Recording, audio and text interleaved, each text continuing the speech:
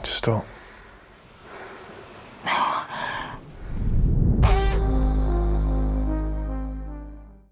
Right, well, here we go again.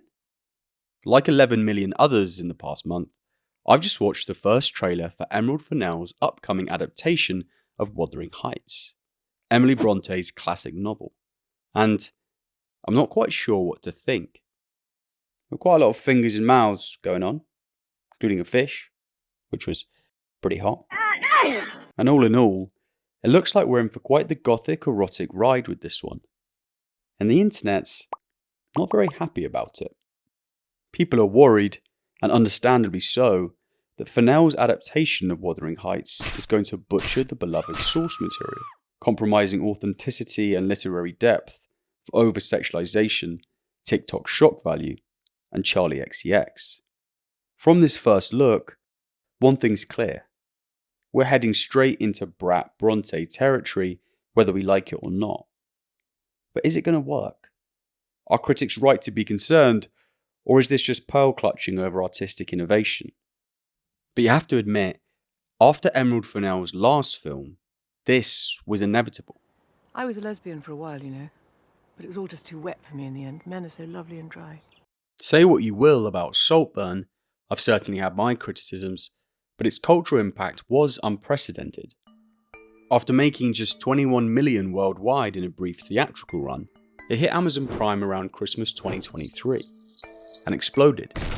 It became one of the streaming platform's most watched films, and maybe more importantly, racked up over 4 billion views on TikTok, as users dissected every provocative moment. Amazon's release strategy was clever: limit cinema time and target streaming audiences quickly. But it was ultimately the woman behind those provocative moments who engineered Saltburn's rise as a viral phenomenon, a bold style that, after the film's success, wasn't going anywhere.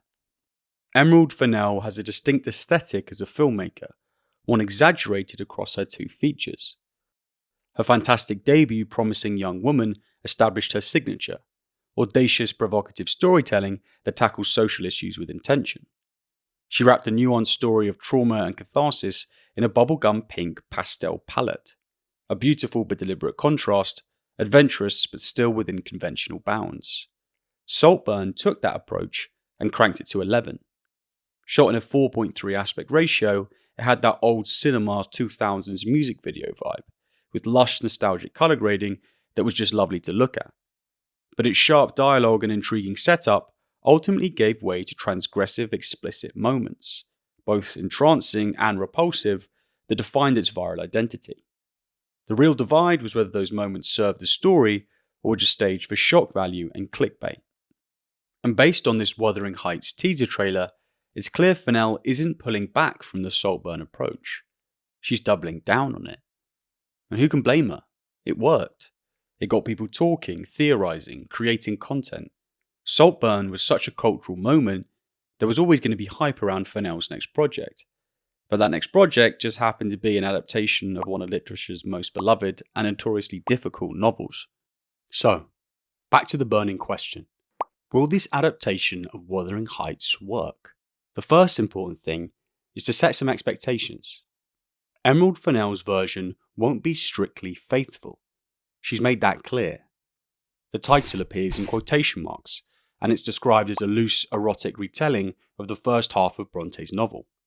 And honestly, that feels like the right move. With countless faithful adaptations already, there's plenty of room for something different. But the balancing act is this: can Fennell maintain the integrity of the iconic source material with her sexually charged retelling? Having read Wuthering Heights, I can see how the story, and especially Cathy and Heathcliff's relationship, lends itself to a gothic-erotic reading. Their romance, if you can call it that, is anything but wholesome. It's more of a primal, obsessive soul bond that often turns violent and cruel. It's less a love story and more a force of nature. There's no sex on the page, partly because it was published in 1847 and partly due to narrative filters, but the implications are there. You've got passion, you've got obsession, and just plenty of raw intensity flying about.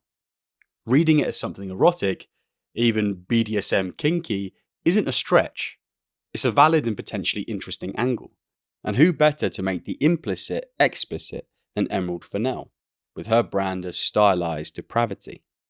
But here's the question. When does leaning into this hypersexualized reading stop being an interpretation and start being spectacle? At what point does it slip from truth into shock value for its own sake? Wuthering Heights is unique in its emotional chaos, its mixed up cruelty and obsession. Push too hard, and those moments become clickbait, designed to go viral, not to resonate. The subtlety fades, the psychology gets drowned out, and the heart of the story risks being lost. This teaser already suggests Fennell won't be holding back. As well as fingers and mouths, we got some suggestive bread kneading, BDSM horse reins, and lots of shirtless and hairy Jacob Elordi. I also found some audience feedback from a first test screening of the unfinished film, and I'm not going to lie, it sounds pretty depraved. I quote, "The film opens with a public hanging that quickly descends into grotesque absurdity, as a condemned man ejaculates mid-execution, sending the onlooking crowd into a kind of orgiastic frenzy. A nun even fondles the corpse's visible erection."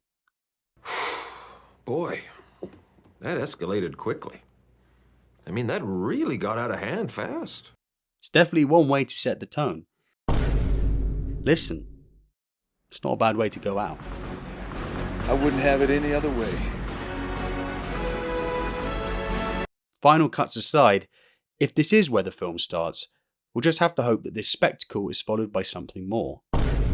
An actual story, one that's elevated rather than drowned out by depravity.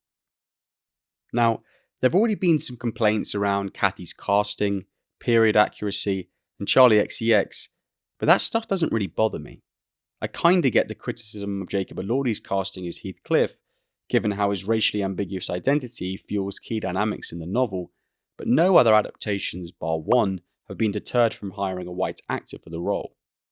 Carmel Cochran, the casting director, when defending her choices, said that the source material is just a book, which is encouraging. But all this being said, the proof is of course in the pudding. All will be forgiven if come Valentine's Day next year, Emerald Fennell's Wuthering Heights is being hailed as a masterpiece. At this point, any opinion is still conjecture, but for what we have seen, and from what we've come to expect of Fennell's now signature style, there's a real danger this adaptation of Wuthering Heights might inherit the same pitfalls as Saltburn. Spectacle over substance, shock over story. Then again, maybe that's the point. Fennell doesn't just make films to be watched, she makes them to be talked about, and studios love her for it. Whether her style elevates Bronte's classic or buries it, we'll just have to wait and see.